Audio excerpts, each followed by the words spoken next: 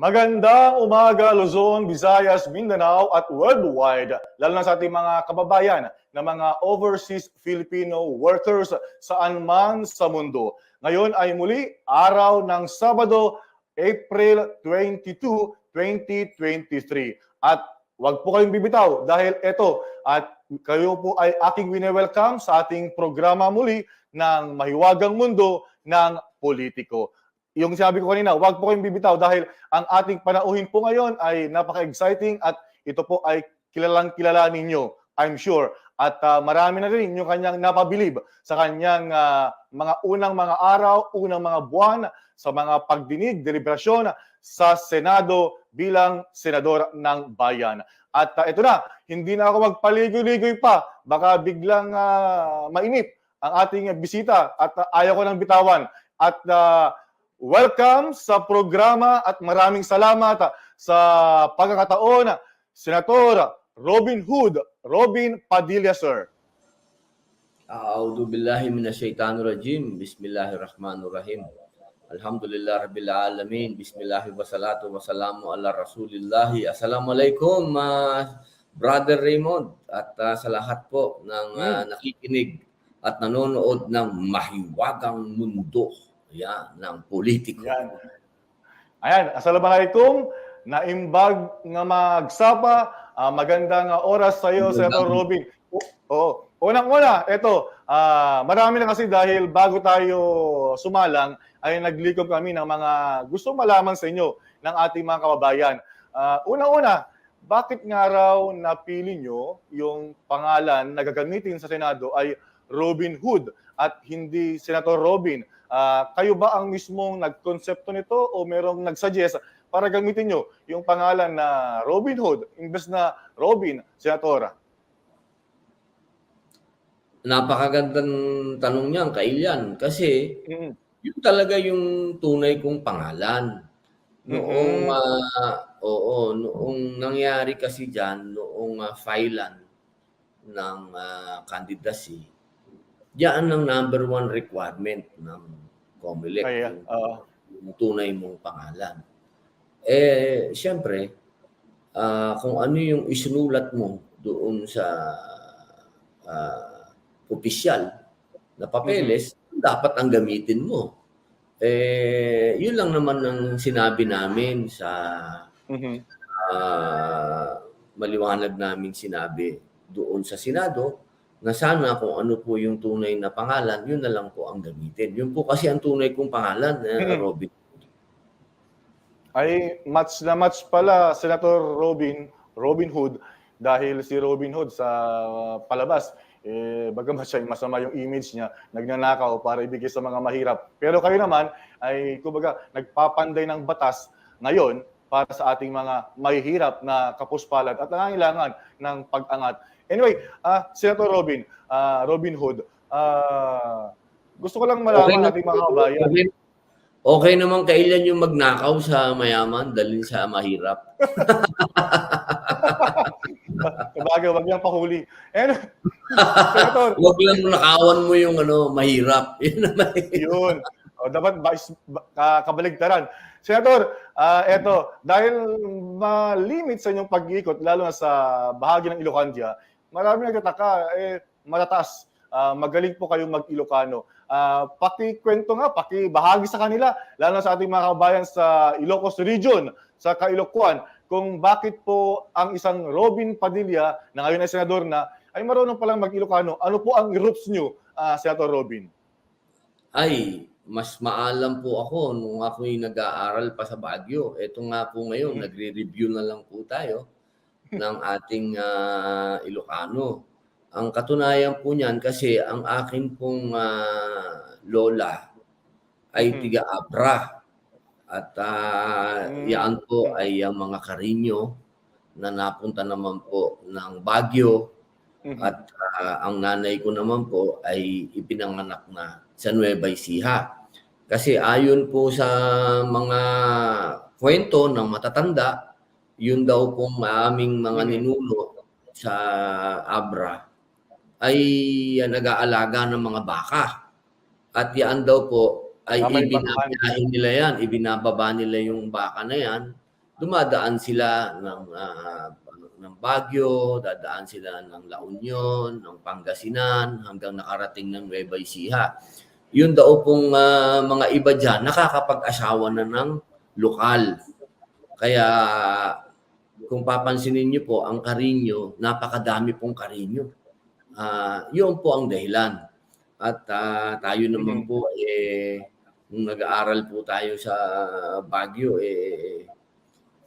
napakasarap magsalita ng Ilocano. Kasi pag hindi ka nag-Ilocano doon, yari ka.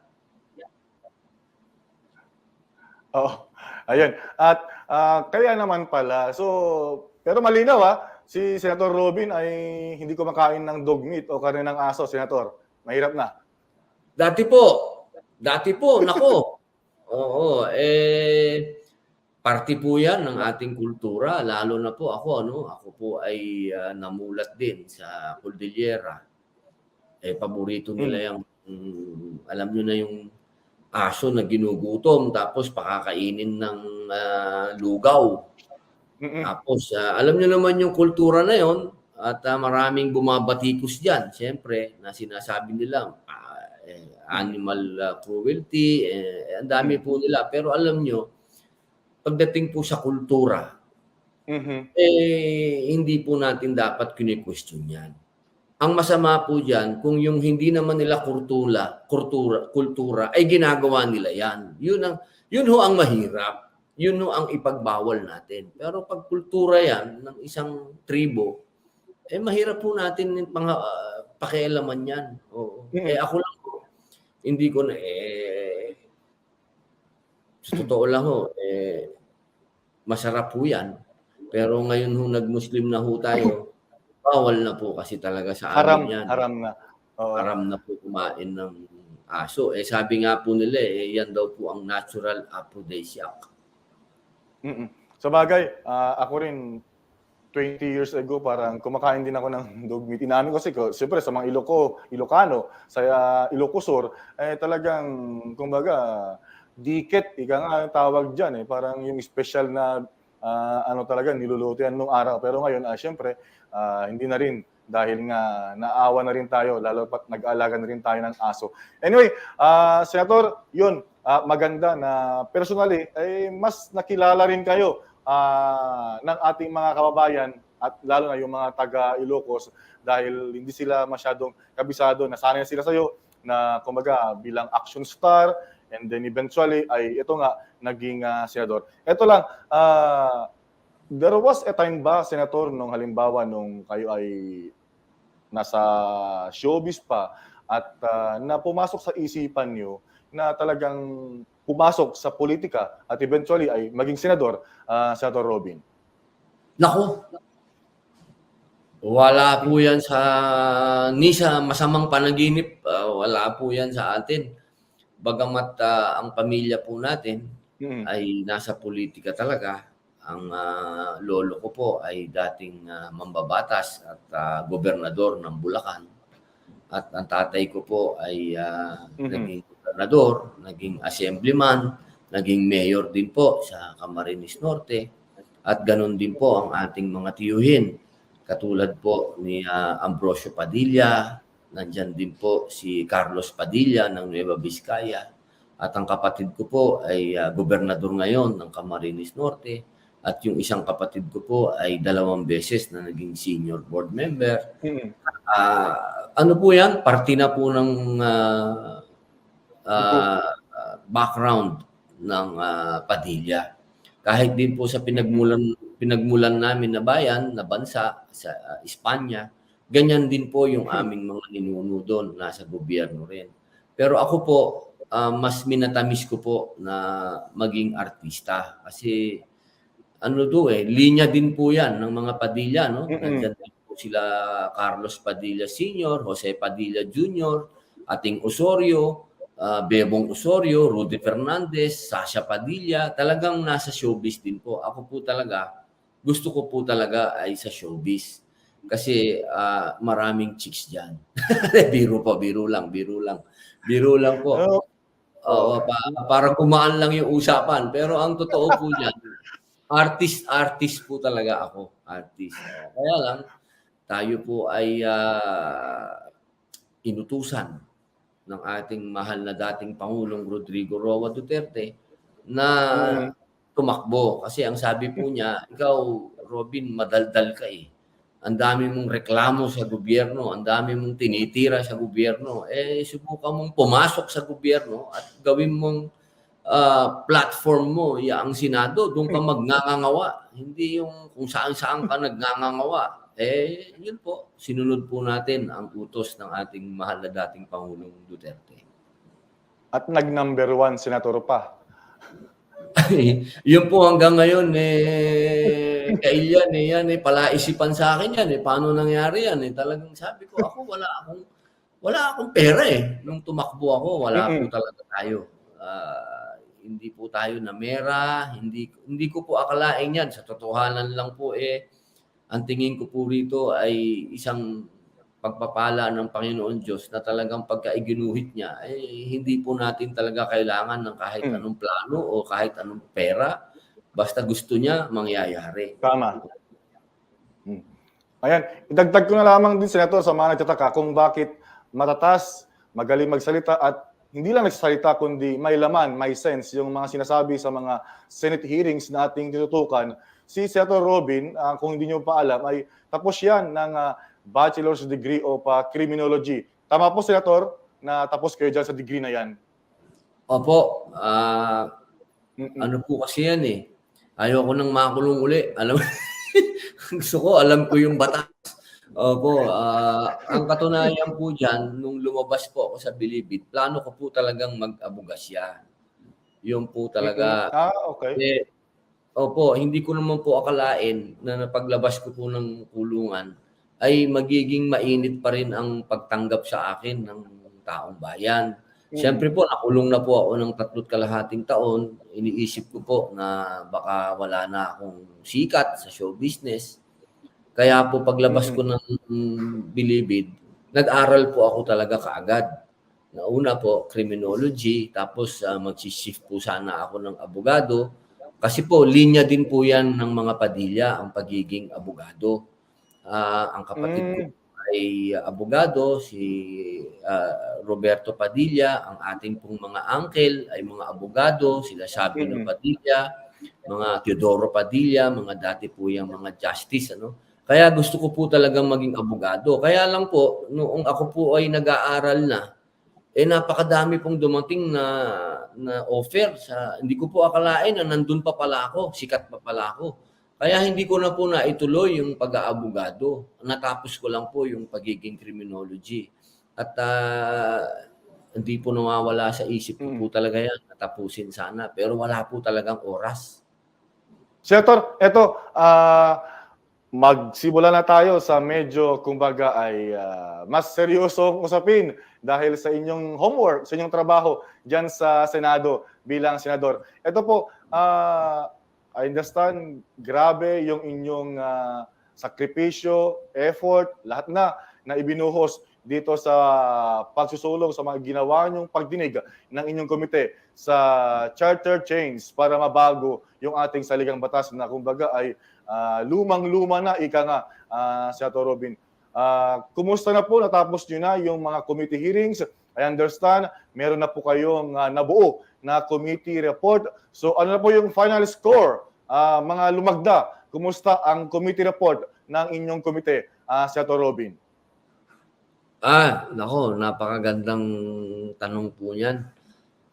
Totoo po yung sinabi nyo, Kailian, talagang magmula po yan naman po hindi natin maipagsisinungaling dyan at ang record po ng Senado ang magpapatunay na tayo po ang pinakamaagang dumadating dyan at tayo din po ang pinakahuling umaalis dyan dahil po sa pag-aaral natin patungkol sa konstitusyon at sa atin pong committee ng revision at ng amendment. Pinag-aralan po natin na mabuti yan para una, maipresenta po natin sa taong bayan at maipresenta po natin sa mga mambabatas.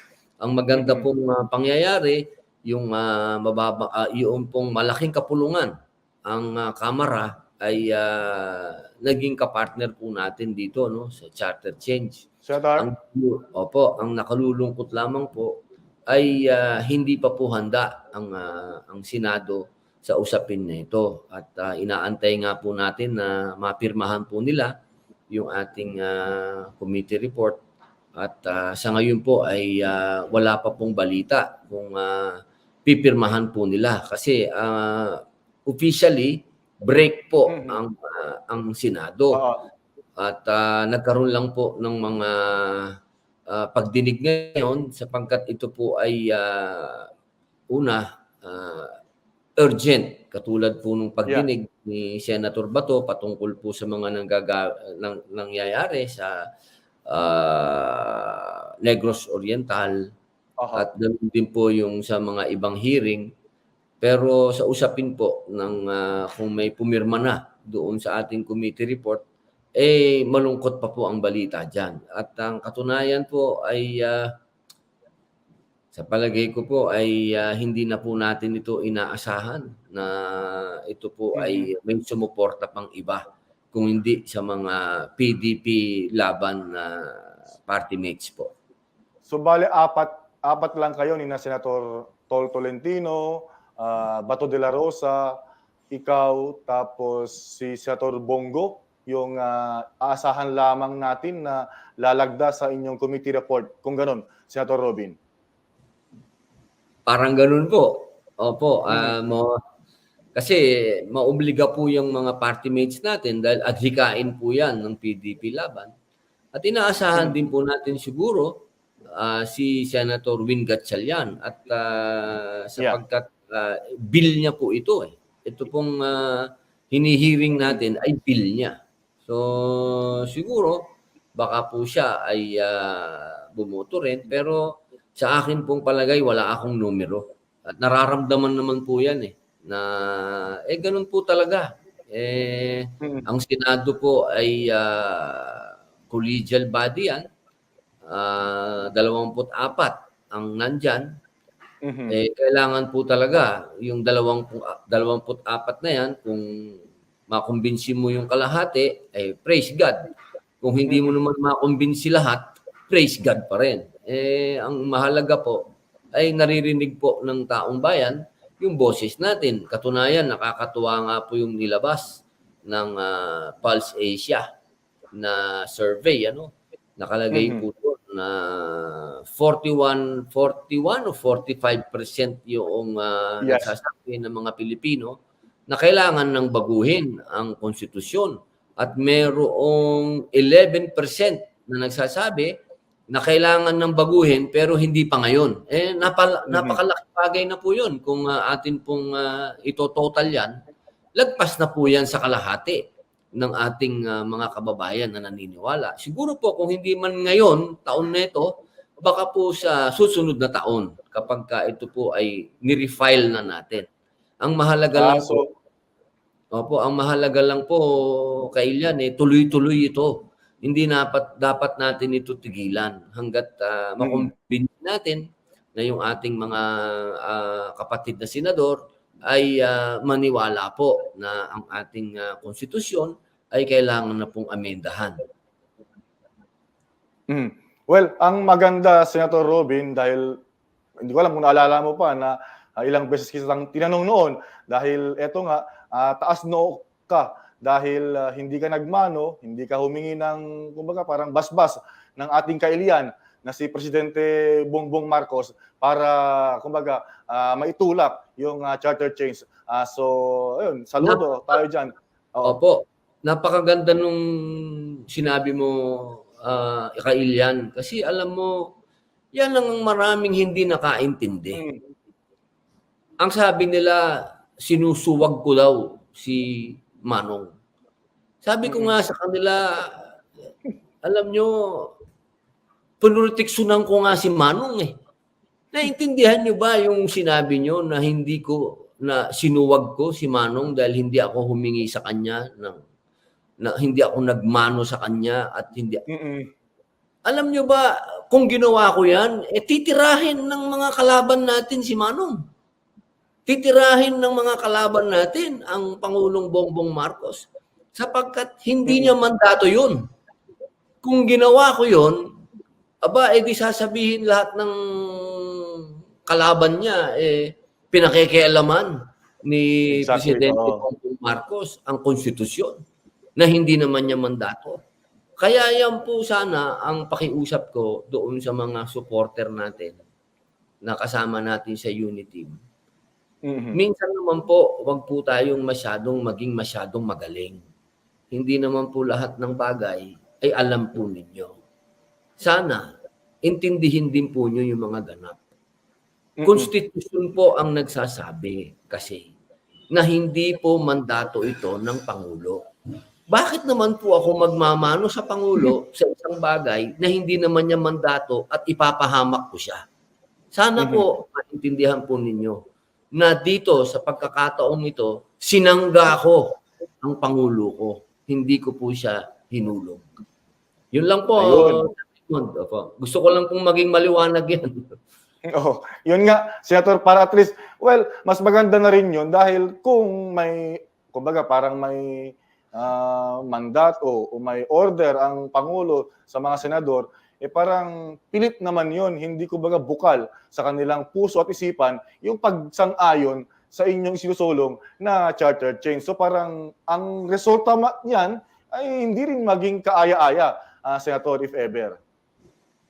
Opo, tama po kayo. Opo, kasi alam niyo po, ang politika natin, mga mahal kong kababayan, ito ang politikang hindi mo maintindihan. Kapag gumawa ka ng tama, sasabihin nila mali. Kapag gumawa ka ng mali, sasabihin nila yun ang tama. Kaya sala sa init, sala sa lamig.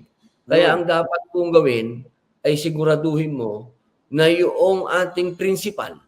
At bilang unit team, ang principal ko dito ay ang Pangulong Bongbong Marcos, puproteksyonan ko tong Pangulo ko. Yun ang, kaya nga tayo unit team eh. Hindi ko siya pwedeng ipahamak dahil lang sa ako ang makikinabang. Ay hindi po ganoon. Kahit kailan, ang amo ko po ay si dating Pangulong Rodrigo Roa Duterte, pero kahit kailan hindi ko pinangarap, hindi ko kailanman pinangarap na ipahamak si Pangulong Duterte. Ngayon pa, na isa na akong politiko, di lalong hindi ko ipapahamak si Pangulong Bongbong Marcos. Kaya sana, intindihin niyo po, mga kababayan, kung itong sinusulong ko ay normal na batas, hihingi tayo ng tulong kay Pangulong Bongbong Marcos dahil kailangan natin siya. Dahil siya ang pipirma dito eh. Pagka sa normal na batas, siya ang huling pipirma ay ang Pangulo ng Pilipinas. Pero pagdating po sa charter change, ang pipirma po dyan ay ang taong bayan. Sa larangan po ng tinatawag po nating ratifikasyon. Doon po yan. Sana kung natuloy po yung pinayagan po tayo ng mga kapatid natin Senado na maisulong ito, maisasabay po natin sa barangay election yung ratifikasyon. Yun po yung boboto kayo ng no o ng yes. Na pumapayag ba kayo? Umendahan natin itong mga provision nito. Doon po kayo. Kayo po ang masusunod. Hindi po ang Pangulo ng Pilipinas. Well, sana, yun na. Pero anyway, may next year pa naman, pwede pa namang i-refile. Sana mas maliwanagan at magkaroon na ng kumbaga parang discernment yung ibang mga senator natin at kumbaga maintindihan yung inyong pinaglalaban at maging ng nakarami o marami nating mga kabayan din na gusto lang baguhin yung ating konstitusyon. Eto, Senator Robin, iba lamang tayo dahil over the week ay nakita ko kayo na subaybayan sa inyo pong walang mintis walang absent doon sa pagdinig nga ni nakatatlo tayo, no? Tatlong hearing na doon sa pinangunahan ni Senator Bato de la Rosa yung nangyayari nga diyan sa Negros Oriental, particular yung pagkakapatay kay Governor Roel Degamo. Meron po kayong nabanggit recently, Senator, kaugnay dito, na yung mga security personnel ay na masangkot sa ganitong mga krimen dahil may mga pulis, may mga rogue elements ng AFP yata na sangkot doon sa pagpatay, ay yung mga ganitong mga miyembro ng AFP o PNP na masangkot sa karumal-dumal na krimen ay dapat, sabi nyo, ay mapatawan ng parusang bitay. Pakipaliwanag po ang inyong naging gusto nyong panukala para rito, Senator Robin. Opo, opo. Kasi alam mo, mahal kong kailyan at mahal kong kababayan, pagka ninamnam natin itong ganitong klaseng karumal-dumal na krimen, hindi dapat ito nagagawa ng taong una ay nanumpa sa Panginoon Diyos, sa watawat ng Pilipinas, at sa taong bayan, na siya ay magbibigay ng serbisyo at magbibigay ng kanyang buhay para sa kaligtasan at maging tagapagtanggol ng bayan at ng taong bayan. Kapag itong sinumpaang tungkulin nito ay walang katapat na kaparusahan kapag ito ay hindi mo tinupad, binastos mo, dapat ito may parusa ito. Hindi ito isang bagay na nanumpa ka at kakalimutan mo na lang pagkatapos. Hindi po pwede. Dahil una, ginastusan ka ng gobyerno, ginastusan ka ng taong bayan, sinanay ka ng taong bayan. Tapos ang mangyayari, gagawa ka ng krimen na yung, alam mo, kailan ang isang public servant ay madisgrasya sa oras ng kanyang trabaho. Yan ay pagiging bayani. Pero yung mga taong mahihirap na sa buhay na umaasa na lamang po sa ayuda, ay idamay mo at gawin mong paper na parang nasa target range ka at binabaril mo, anong klase kang tao? Anong klaseng meron kang, ikaw ba, kung ako, mapapatawad ko pa yung mga terorista kung magawa nila to. Dahil yung mga terorista, talagang baluktot na ang isip niyan. Talagang wala yang tamang ideology.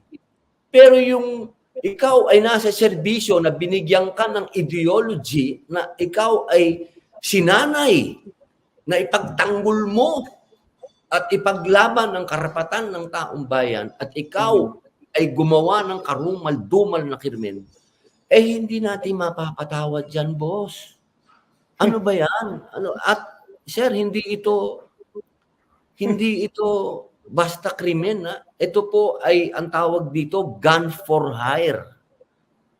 Ikaw ay binayaran.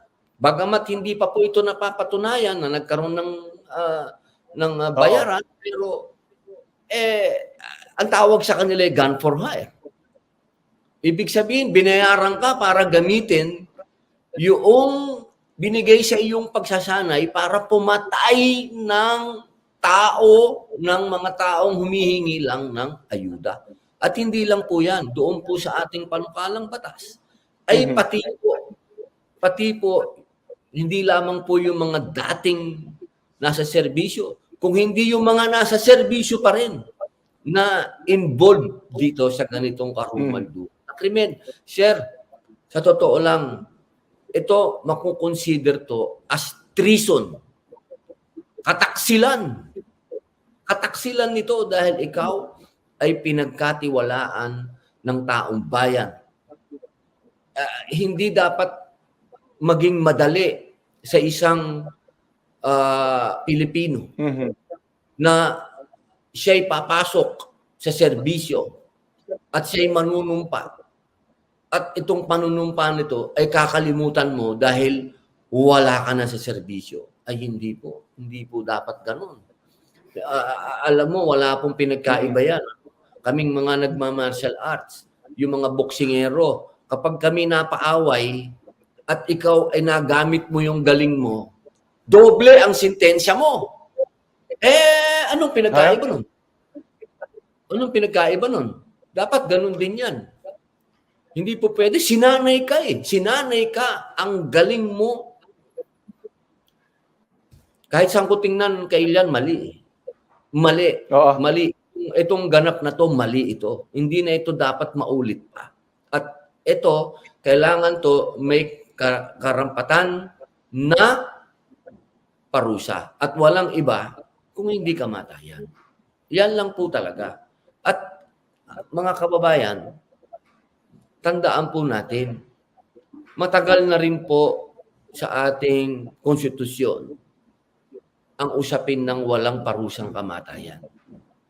Hanggat Opo. ang mga krimen ay nagiging karumal-dumal ng karumal-dumal ng karumal-dumal at tayo'y mabubuhay sa awa,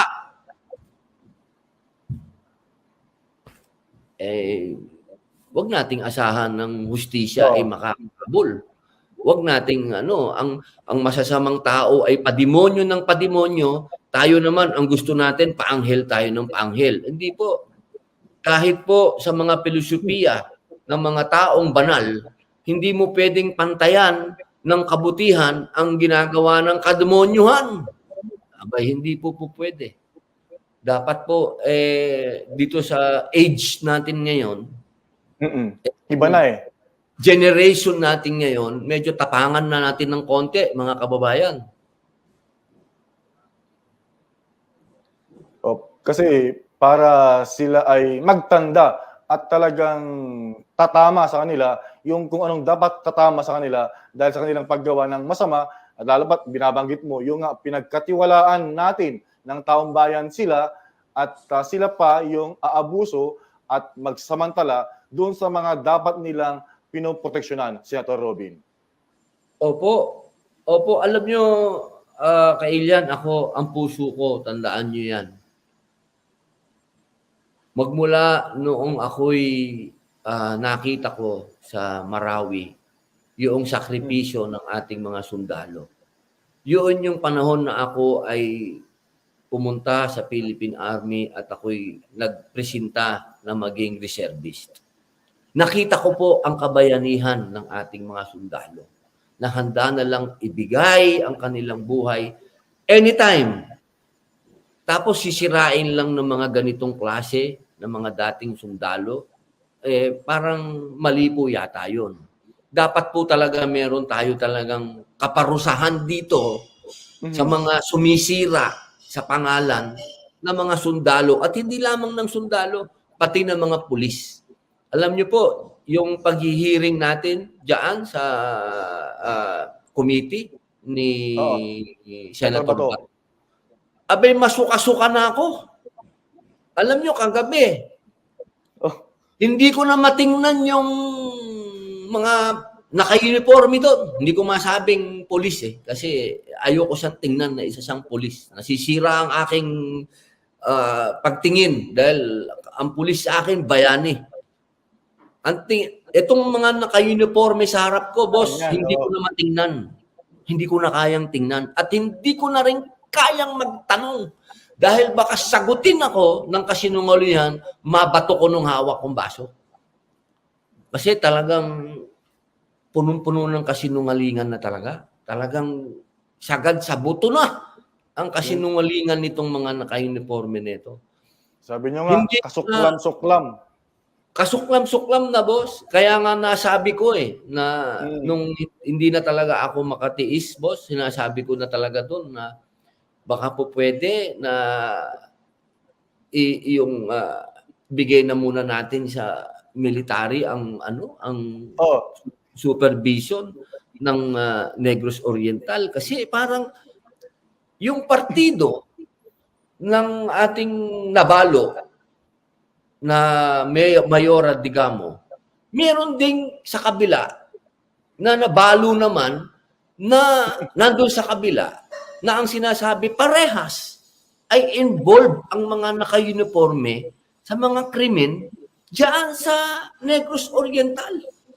Abe, Kailian, wala na akong makitang maganda pa dito na kaya pa nating masasabi na maaayos pa ito ng ng ating kapulisan. Kasi ang involved dito ay mga naka-uniform. At isipin mo, pati NBI, tinatakot. Abay, nako naman. Hindi pa ba lawlessness? Ibang usapan na. Oo, ano to?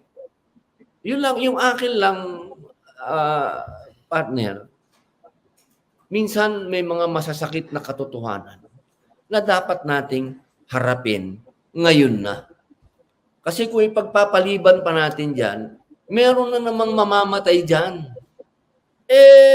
Kung pwede naman nating sagipin na yung mga mamamatay, bakit pa natin ipagpapabukas?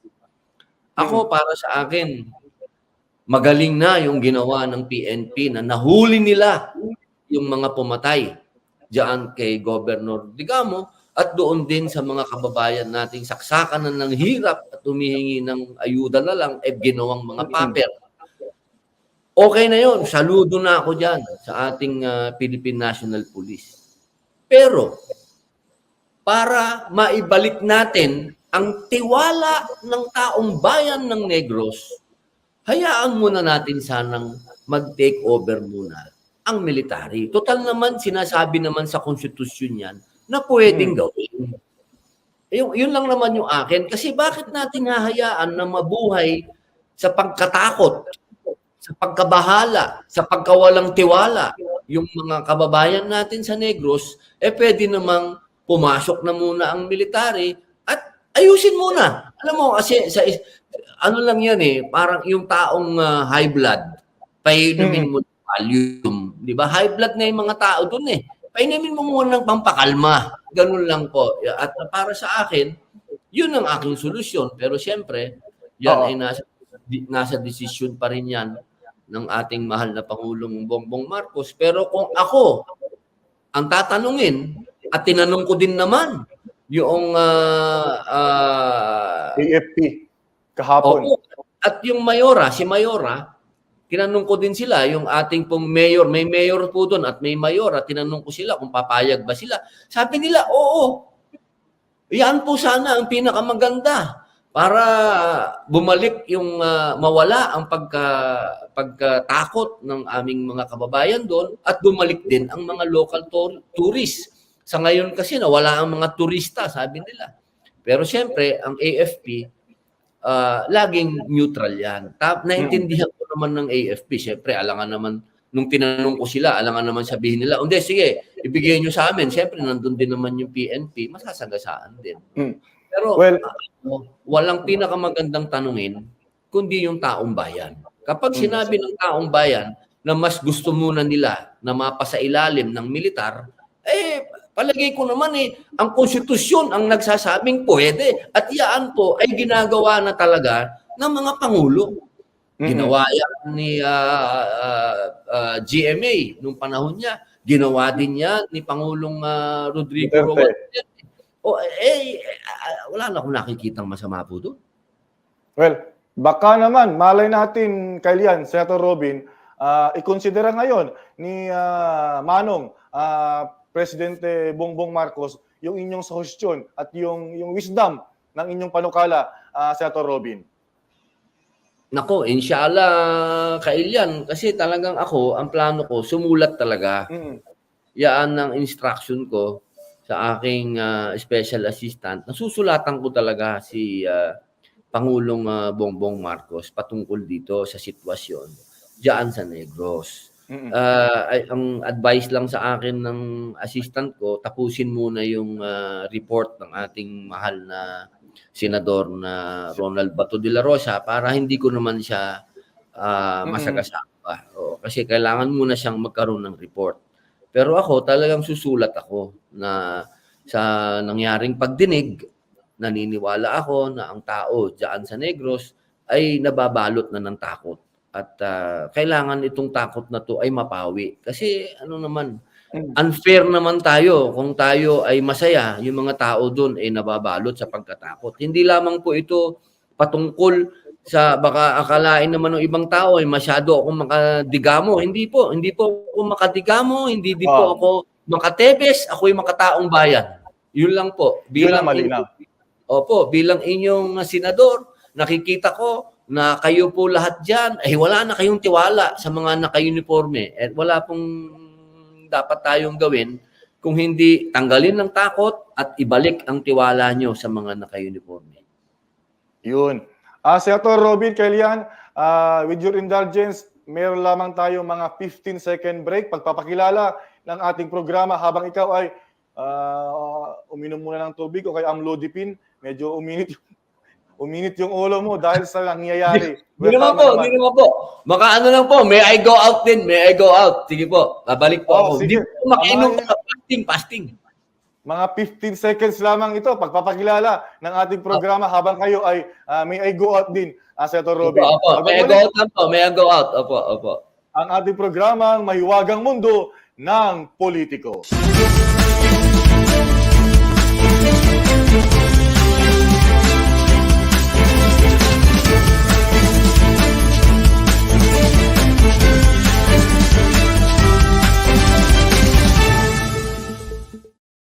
Ayan mga kapolitiko at inaantay natin dahil may I go out o nag-excuse din muna si Senator Robin Padilla para sa ilang necessity.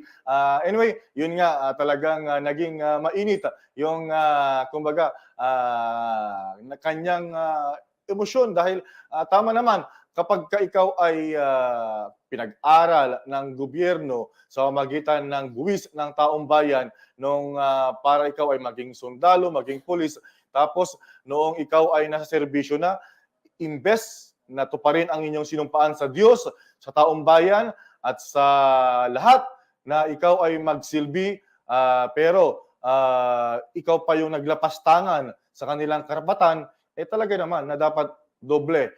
Kumbaga, kung dalawa yung buhay mo, dapat dobleng kamatayan yung ipapataw sa iyo dahil nga sa iyong ginawa na halimbawa, like yung mga karumal-dumal na krimen, yung pagpatay, lalo na yung tinatawag na murder. So, dapat talaga ay mas mabigat kumpara doon sa parusa sa mga sibilyan. So, inaantabayan natin ang pagbabalik ni Caillian, Senator Robin Padilla, para sa isa pang napakahalaga sa ating lipunan na kumbaga ay usapin. Ito, nagbabalik na. Welcome back, Senator Robin Padilla, Caillian. Ito na, dahil nagkaroon din, natunghayan ko rin ito, nasubaybayan yung pagdinig ng komite naman ni Senator Risa Hontiveros at Anderson. Isa rin po kayo sa mga nagsusulong at meron kayong panukalang batas para rito. Yung ang tinutumbok ko ay yung usapin, kontrobersyal na usapin ng diborsyo o yung divorce. Senator, bakit po kayo nag-file ng divorce bill sa ating bansa? Ano po ang inyong paliwanag at paano kami, halimbawa, yung mga medyo ayaw pa, ay paano po ninyo kami makumbinsi yung mga ayaw pa? Una po, gusto ko pong ipaalam sa ating mga kababayan, kahit po ako personal, ay ayaw ko po yan. Dahil alam niyo po sa banal na Quran at sa Biblia, iyan po ay kinasusuklaman ng Panginoon Diyos. Ngunit, may mga bagay po talaga dito sa mundo na hindi po natin maiwasan. At iyan po ang nais kong ilapit sa mga katulad ko pong may ayaw din ng diborsyo. Alam niyo po, ako po ay nanumpa. Ako po ay tumanggap ng oath sa harap ng watawat ng Pilipinas na puproteksyonan ko ang bawat mamamayan ng Pilipino. At alam nyo, hindi naman natin maku-question kung sino yung mga masasaya ang kanilang mga kasal. At tayo ay sampalataya dyan. Alam nyo, pagka meron nagse-celebrate ng golden anniversary, ako tuwang-tuwa ako dyan. Wow. Cute tingnan yung dalawang matanda na nagsama ng di ba yan Pero meron isang muka Ano yung muka? May mga umaabot na po, napapanood nyo naman po si video siguro, may umaabot sa minsan iskandalo na. Umaabot pa sa social media, nag-aaway yung mag-asawa. Nakakahiya Oo, kumbaga parang, kung ito naghiwalay ng maayos 'to, hindi ito umabot sa ganito na minsan may kasama pang anak na nandun sa alam niyo 'pag mga ganitong bagay na, Mm. moralidad na po ang pinag-uusapan natin dito. Kung sabi ko nga po dun sa hearing, Mm. ang, may mga bagay na sa'yo angkop, sa akin Oo. angkop, sa'yo angkop. Pero meron tayong mga kababayan na hindi angkop sa kanila, papaano naman sila? O hindi naman siguro dapat nating ipilit yung angkop sa atin sa hindi naman angkop. Ang batas po, alam niyo ang batas, dapat fair. Mm. Hindi po ito palakasan system o paramihan system, hindi po ito dapat fair ang ginagawa nating batas para sa lahat ng Pilipino. Meron po tayong Mm. mga kababayan na nangangailangan nito. At ito naman po ay pinapayagan din naman sa tinatawag natin na, may annulment nga, Ang Mm. problema dito po sa annulment, hindi po ito magawa nung mga kababayan nating mahihirap sapagkat ito po'y saksakan ng mahal at saksakan ng tagal. Kaya po natin sinusulong yoong diborsyo na walang gastos, mabilis, para yung ating pong mga kababayan na wala naman Mm. silang kakayahan na gumastos, maisagawa po nila ito ng tama. At alam niyo, mga mahal kong kababayan, hindi naman po Mm. ibig sabihin nito na gusto natin, lahat ng kasal, magkadiborsyo. Kalokohan 'yun. Wala ho tayong interest na gano'n. Ang gusto lang ho natin, Mm. una, 'wag magkaroon ng karahasan, number 1. Number 2, 'wag madamay ang mga bata sa mga kasal na wala nang mapuntahan kundi gulo. Pangatlo, 'wag Tama. magkasala yung dalawa. Alam niyo minsan 'pag pinaninindigan 'yan, sa likod niyan, may kanya-kanya naman palang, ka-illegalan na ginagawa 'yan. At minsan mapupunta pa sa, demandahan ng adultery. Bakit natin hahayaan umabot do'n mga kababayan? 'Yun lang po yung akin. Mm. Alam niyo ang bansa na ang kaniyang mga batas ay stagnant, wala hong pag-unlad 'yan. Dapat ang batas po natin ay nag-i-evolve. Ibig kong sabihin na Mm. nag-i-evolve, hindi yan nai-stuck. Ilang taon na po tayong walang divorce. At alam niyo po ba sa kasaysayan ng Pilipinas, noong panahon pa ng matatanda na mga katutubo ay may divorce na. At nung panahon ng Espanyol, meron din naman pong legal separation. Nung panahon ng mga Amerikano, may divorce. Nung panahon ng Hapon, may divorce. Hindi ito bago sa ating Mm. bansa. Ang kailangan lamang po, mag-evolve ang batas natin. Bakit naman ipagdadamot natin ito sa mga kababayan natin na nangangailangan ng divorce? Siguro naman, 'pag nakita natin na sa atin, may mga nagpapakita po kasi ng mga data. May mga data daw sila na ganito nangyari sa bansang gano'n, may nangyari sa ganitong bansa. Teka muna, ibang bansa 'yan. Oo, tama. Kailangan ang data natin dito sa bansa natin. Ngayon kung huhusgahan natin ang patungkol sa divorce, dapat data natin. Ba't hindi muna Mm. natin hayaan at 'pag nakita natin pangit ang, epekto niyan, ayan ang trabaho ng mambabatas. O di amendahan natin uli. Ang kailangan lang naman po kasi, tandaan po natin, ang trabaho ng mambabatas ay gumawa ng batas o mag-amenda ng batas. Kapag wala na po Mm. kaming magawa ng batas at puro ayuda na lang ang gagawin naming batas at puro pagpapalit na lang ng pangalan ng eskwelahan, napapalit na lang ng pangalan ng mga daan, huwag na kaming maging mambabatas. Kailangan po ang trabaho ng mambabatas kung ano yung pangangailangan ng bawat Pilipino. Pabor diyan o hindi, ipaglaban namin. Mm. Tama kayo yung binabanggit nyo na para magkaroon ng balance, to be fair, dahil, well, realidad na yung mga mayayaman lamang, yung kahit ilang beses na yata na nagpapaanol ng kasal, na pagbibigyan dahil may pera may kakayanan para kumbaga magbayad sa abogado at maging sa hukom siguro para i-grant yung kanyang annulment. Samantalang yung mga kababayan natin, lalo sa mga lalawigan, na wala namang kakayahan, wala nga siguro pang tricycle papunta sa munisipyo para maghain ng annulment o reklamo laban sa kanyang asawa, nagtitiis na lamang na nababato ng minsan naduduspurdos pagka lasing ng San Miguel o ng gin yung kanyang asawa, Senator Robin. Opo, totoo po yan. Meron nga po akong isang nakitang video, initak nung lalaki yung kanyang asawa na na-video pa nung anak niya. Yan o, yung mga dumal na krimen na sana naiwasan natin. At meron din ako napapanood sa social media na nag-iiskandaluhan sa TV. Sa social media, nag-aaway yung dalawang mag-asawa sa social media.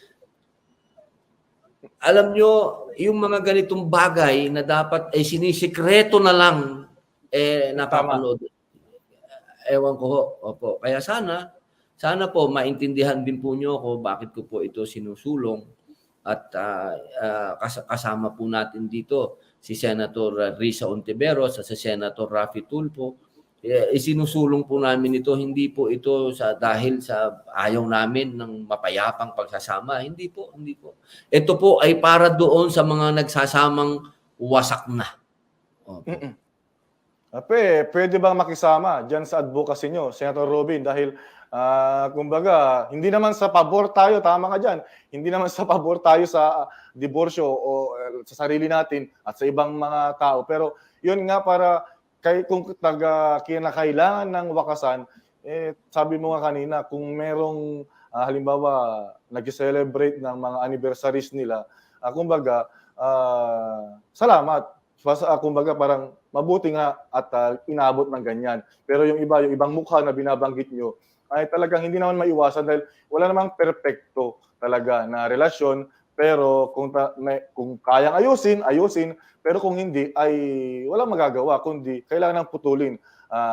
Ito, sa requirements sa inyong panukalang batas, Senator, halimbawa, kailangan ba yung parang dalawang partido yung mag-asawa ay may consent? Halimbawa, yung si Mrs. gustong mag-file ng divorce para mapagbigyan, kailangan ba na ang mister ay pipirma, papabor sa divorce na ipinail ng kanyang asawa, Senator Robin?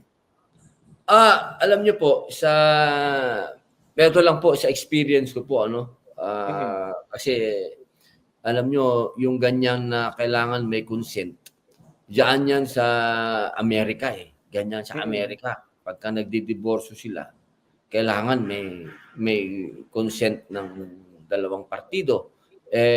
Paano?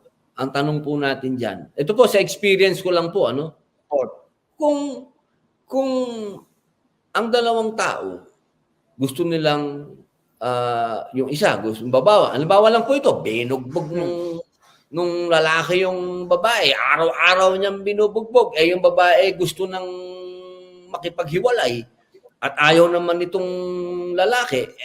Paano ngayon yan kung gusto natin ng dalawang pirma? Diyan po pumapasok na dapat meron pa rin tayong kasama pa rin ito sa batas at kasama sa family court. Pero yung family court po natin, hindi na dapat ito yung tinatawag na meron pang, alam nyo ang mahirap, sorry natawa ako Alam nyo po ba ang annulment natin yung maabot ng ilang taon? At ang pinakamabilis daw po ay 6 na buwan. Pagka 6 na buwan? Opo, yan daw po yung pinakamabilis. Tinatanong ko nga yan meron na po bang nagkahiwalay ng 6 na buwan? Wala pa. Sorry boss, wala po akong patawarin niyo po ako hindi po ako nagtatawa dahil nakakatawa. Kung hindi tama. Yung realidad lang. Sa usapin po kasi ng diborsyo, dapat po kasi ito ay mabilis. Bakit kailangan mabilis? Kasi ang iniiwasan po natin dito, una, yung magkasakitan. Pangalawa, yung magkasala pa yung dalawang mag-asawa. Isa, alam niyo na, may ganun Kaya dapat, ginagawa itong mabilis. Ngayon, ang tanong, gagayahin ba natin ang American style o magkakaroon tayo ng sarili nating style? Dapat sarili nating style. Kapag ako, tinanong natin, kung ito ba kailangan pirmahan ng dalawang partido, medyo sa kultura nating mga Pilipino, hindi nababagay ito. Kasi ako'y makikiraan sa mga parehas kong lalaki, kasi ang lalaking Pilipino masyadong territorial. Minsan, ayaw na niya yung babae, pero dahil teritoryo ang pakiramdam niya, baka hindi niya pirmahan.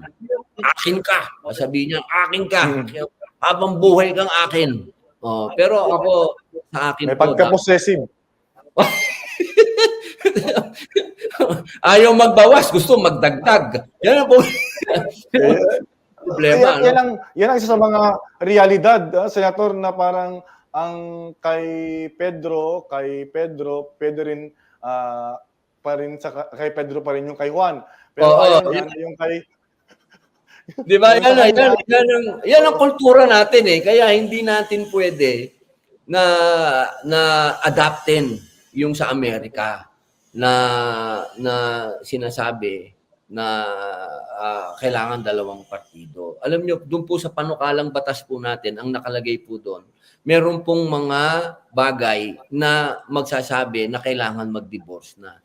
Unang-una po dyan, yung pananakit, pananakot. Pagka nakita po yung mga bagay na yan, dapat automatic na po yan, divorce na.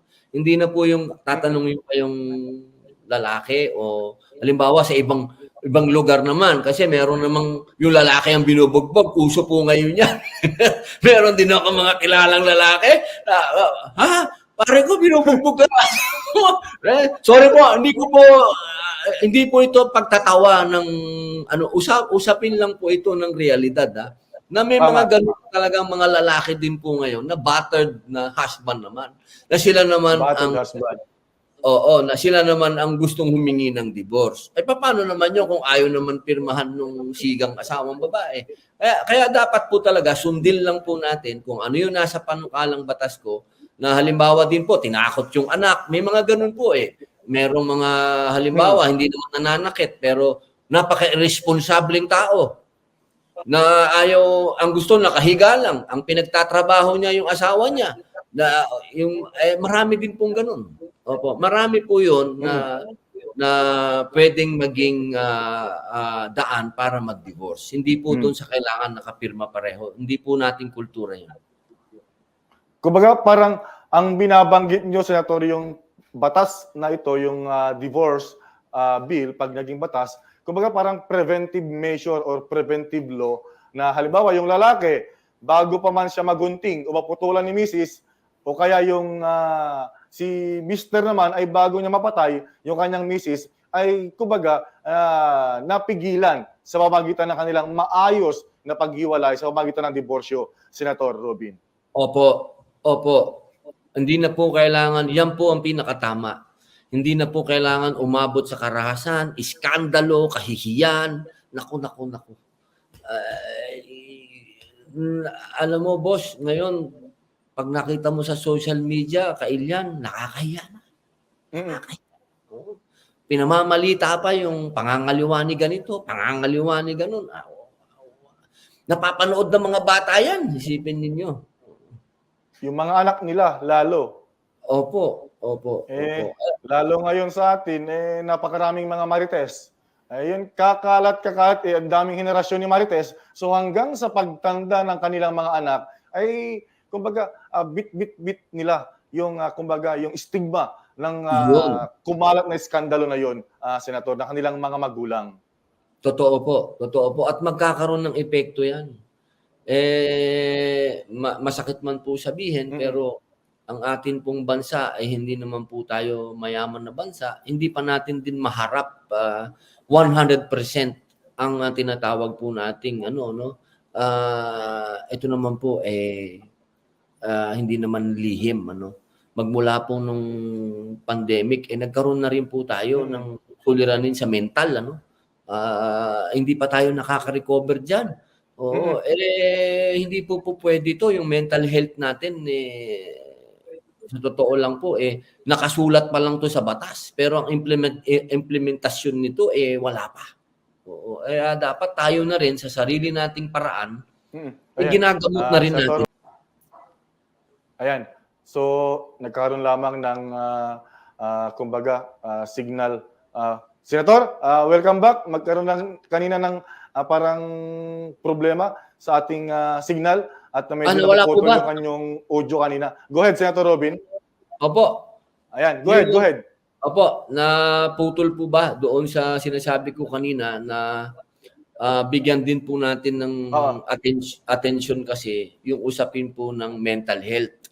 Kasi nung magmula nung pandemic, hindi pa naman po natin yan nahaharap na sa totoo lang, batas pa lang ang nagsasabi na meron tayong programa para sa mental health. Pero ang implementasyon po niyan ay hindi pa rin naman nagagawa.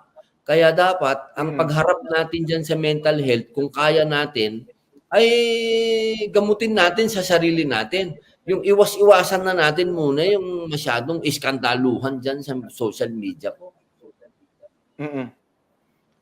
Yun, natumbok mo, Senator, dahil kumbaga nasa recovery stage pa lamang tayo, both economically, even psychologically, mentally, nagre-recover pa lamang tayo mula sa pandemic. Wala pa namang isang taon, actually, wala pa isang taon yung nakalipas mula nang medyo tumila o kaya medyo nawala na itong pandemic, Senator Robin.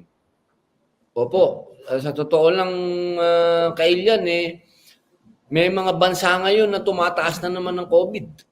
So, ibig sabihin, hindi pa naman tayo talaga makalagpas pa sa COVID na yan. Kaya, pakiusap ko sa ating mga kababayan, maging progressive thinker po tayo. Huwag tayong maging stagnant sa mga, ibig sabihin, lumutin. Huwag tayong lumutin. Sabi nga nung mga matatanda, nako, nilumot ka na. Huwag po dapat. Kailangan tayo ay tuloy-tuloy ang ating pag-unlad. Okay, with that point, napakarami na yung oras na aking nanakaw sa iyo, Kailian, Senator Robin Hood, Robin Padilla. Maraming salamat sa inyong ibinigay. Ako ay napakasaya dahil bilang inyong Kailian ay nakapanayam kita sa aking programa at narinig ang inyong mga opinyon, mga pananaw at pagpapaliwanag sa inyong mga advokasya ipinaglalaban sa ating mataas na kapulungan dyan sa Senado. At ito, kayo na lamang po siguro ang babati ng pista ng Ramadan sa ating mga kapatid na Muslim sa buong bansa at maging sa ibang panig ng mundo na pagdiriwang ng pagkatapos ng Holy Month of Ramadan, Senator Robin Padilla. Opo, maraming salamat Kailian at ako po ay una nagpapasalamat sa Allah Subhanahu wa Ta'ala. Pangalawa po sa lahat po ng suporta po ninyo. At hello? Yan, si Senator Robin Padilla nagkaroon na ng problema sa kanyang signal. Sana nga makabalik siya para magkaroon ng kumbaga makapagpaalam man lamang siya ng maayos. At yan. Senator? Napuputol. Hello? Hello? Ito, Senator, yung binabanggit ko kanina, maraming salamat sa oras na binigay mo sa aking program at ako po ay napakasaya dahil bilang iyong Kailian ay ikaw ay aking nakakapanayam para mapakinggan ang inyong mga opinyon, pananaw at pagpapaliwanag ng inyong mga pinaglalaban, mga advokasya sa Senado. Senador, dahil ngayon araw ay pinagdiriwang natin yung kapistahan, yung Feast of Ramadan, kayo na po siguro ang babati sa ating mga kapatid na Muslim sa buong bansa at maging sa ating mga kabayan na nasa abroad. Senator Robin Padilla. Alhamdulillah, maraming salamat Kailian. Assalamualaikum mga mahal kong kapatid dito po sa Pilipinas at sa buong mundo. Ang pagtatapos po ng ating fasting ay mamaya na daw po at yan po ay in-advise na sa atin, mamaya daw pong alas 10 tapos na. Inshallah. At kung hindi man po makita ang buwan, bukas pa. Ang mahalaga ay ito po ay idinilekra na ng ating mahal na Pangulong Bongbong Marcos na holiday. Kaya ito pong pagtatapos ng ating pag-aayuno ay isa po itong isang malaking hakbang natin muli para tayo po ay napatawad, tayo po ay gantimpalaan, tayo po ay nagkaisa, tayo po ay health reasons, nagawa din natin ng fasting, spiritual reasons, nagawa natin ng fasting. Kaya lang, sana po araw-araw po nating tandaan na mga mahal kong kababayan na tayo pong lahat ay Pilipino. At tayo po magsama-sama, ipagduan natin ang ating bayan na makaahon po tayo sa kahirapan na ito at magkaisa po tayo tungo sa kapayapaan. Maraming salamat po sa inyo. Assalamualaikum. Eid Mubarak. Yan, maraming salamat kay Lian, Senator Robin Hood, Robin Padilla. Muli, assalamualaikum, agyaman na kunay. Iti oras mo, Senator Robin, and happy weekend, Senator Robin. Yan, mga kaibigan, mga kapolitiko, ang ating nakapanayam ngayong araw ng Sabado, si Senator Robin Hood, Robin Padilla. So, yun pala yung paliwanag na, direct, ano pala siya, yun pangalan niya pala na totoo sa kanyang birth certificate ay Robin Hood. So, yun, kaya yun na yung ginagamit niya na official name sa Senado at hindi Senator Robin. Pero syempre, nasanay naman tayo kasi na Robin, yung pagkakakilala natin sa kanya, so talagang ang tawag pa rin natin sa kanya ay Senator Robin. So yun, sa mga kababayan natin dyan sa Ilocandia, so yan, puro pala na dugong Ilocano, kung tutuusin, si Senator Robin Padilla. So yan yung actually talagang marami pa tayong pag-usapan sana na mga issue, pero yun yung mga pinakamalapit kasi na mga isinusulong mga issue na pinakamalapit kay Senator Robin. Yung una-una, yung sa charter change, na siya mismo ang nagsusulong. At pangalawa, yung sa nangyari na makarahasan dyan sa Negros Oriental. At syempre, yung kanyang isa sa mga isinusulong din, yung diborsyo. So, magitan na kanyang divorce bill. At nipaliwanag naman niya yung kanyang mga, kumaga, kinakailangang ipaliwanag sa kanyang mga isinusulong na panukalang batas dito doon sa Senado. So yan, abangan muli sa ating next episode sa dating na Sabado at muli, wag po kayong mahiya, magkatubili para mag-like, mag-share sa ating programa para mas marami pa yung ating mga mararating at mga ating mga kabayan para mapanood yung ating programa. At hanggang sa muli, stay safe, stay healthy, at manatili po tayong mapagpasalamat sa ating Panginoong Diyos. Happy weekend at sa ating mga kapatid na Muslim sa buong bansa at sa buong mundo, Eid Mubarak sa inyong pagtapos ng Holy Month of Ramadan. Muli, ako po ang inyong nakasama sa programang Mahiwagang Mundo ng Politiko. Ako po si Raymond Tinasa. Happy weekend! See ya!